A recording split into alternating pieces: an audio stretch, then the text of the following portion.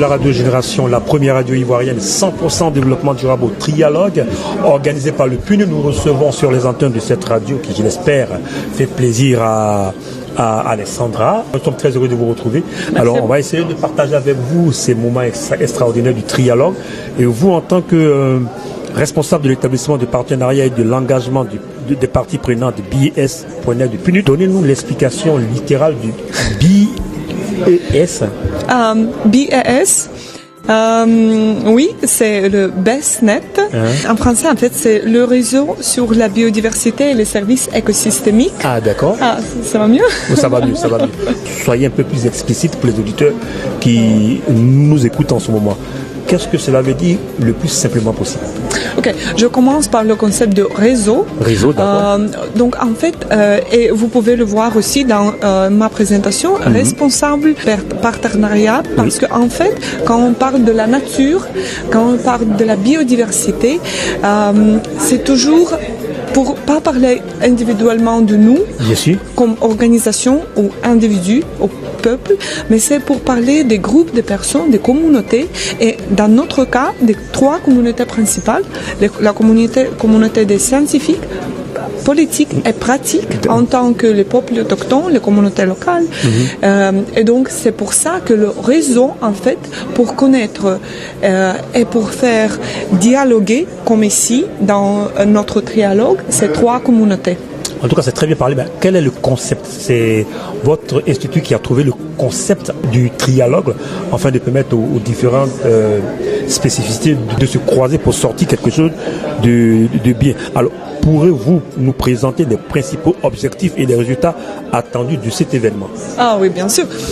Donc, ici, pour le trialogue régional, pour l'Afrique centrale et de l'Ouest, la Côte d'Ivoire, notre pays hôte, mais aussi la République démocratique du Congo, le Togo, le Bénin, le Sénégal et le Gabon, 6 pays ensemble, pour contextualiser les connaissances scientifiques et aussi les savoirs autochtones et locaux, donc tous les différents types de connaissances sur la nature et plus spécifiquement au niveau des thématiques sur les espèces exotiques envahissantes qui ont une grande menace à la protection de la nature, à la biodiversité au niveau global, mais surtout ici en Afrique de l'Ouest et aussi Afrique centrale, bien sûr, vu la grande richesse de la biodiversité dans cette région.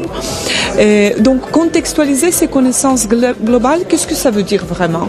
Parce que IBES, qui est notre acronyme un peu difficile, IBES, c'est la plateforme intergouvernementale, scientifique et politique sur la biodiversité et services écosystémiques.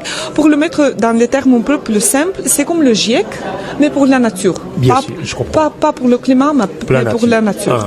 Donc, comme GIEC, IBES produit des rapports périodiquement, des rapports thématiques et aussi méthodologiques pour nous permettre de connaître mieux la nature et l'état de malheureusement de la dégradation de la nature. Donc en fait, dans ce cas-là, IBES a produit 2 derniers rapports sur les espèces exotiques envahissantes et aussi sur l'utilisation durable des espèces sauvages. Donc ici, pendant ce trialogue, le premier objectif est de contextualiser, de rendre plus pertinent, plus connu et plus accessible ces 2 thématiques qui sont au niveau global. Nous l'avons fait aussi pendant la préparation pour ce trialogue, pendant la préparation du document de référence qui nous avons partagé avec les participants avant le trialogue pour lui permettre de connaître ces thématiques un peu mieux.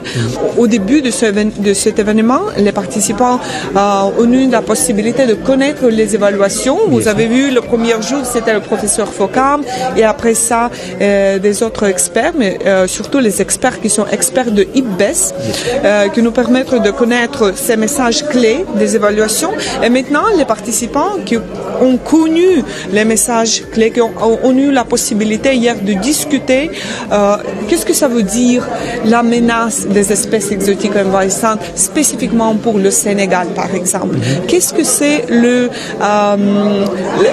quel est le souci et quel est le lien entre l'invasion par exemple les insectes invasifs et la production du cacao en Côte d'Ivoire.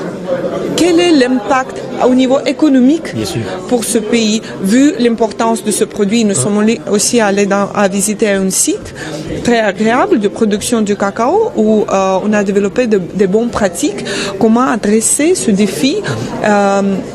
Et donc maintenant, les participants ils sont en train de préparer les plans d'action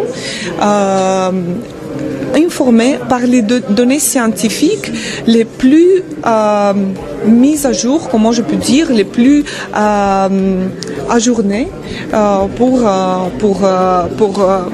une action sur le terrain.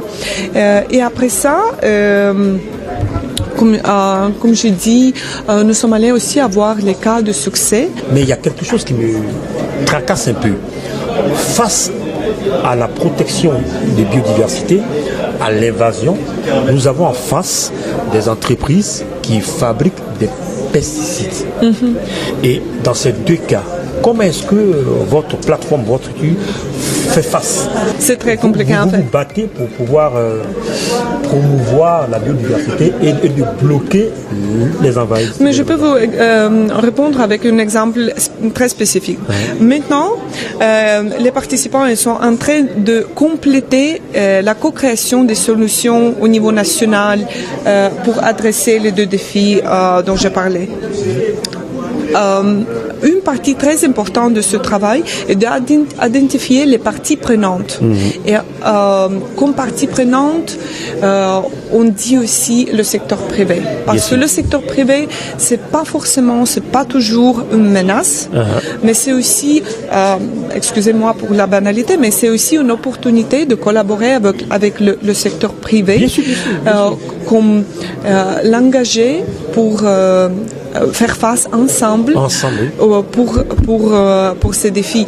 Et pour être beaucoup plus spécifique et pour vous répondre à votre question, une possibilité de échanger avec le secteur privé, mais aussi pour être écouté vraiment par les décideurs politiques et de présenter le coût de business as usual.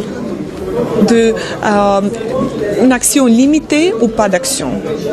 Ça coûte combien à la Côte d'Ivoire de n'avoir plus la production de cacao comme elle est produite maintenant? Ça coûte combien de faire rien? Parce que normalement, le secteur privé, les décideurs politiques, ils nous disent que oui, mais toutes ces actions sur l'environnement, ça nous coûte très cher. Mais en fait, c'est exactement l'inverse. C'est faire rien vous coûte trop cher. Faire quelque chose, oui, c'est un investissement maintenant, mais ça va vous faire gagner beaucoup plus dans le futur à toute la communauté, au niveau global. C'est pas seulement pour le secteur privé, mais c'est aussi pour tout le monde, oui, bien sûr. Oui. Mais c'est une façon d'engager en fait le secteur privé. Bien sûr.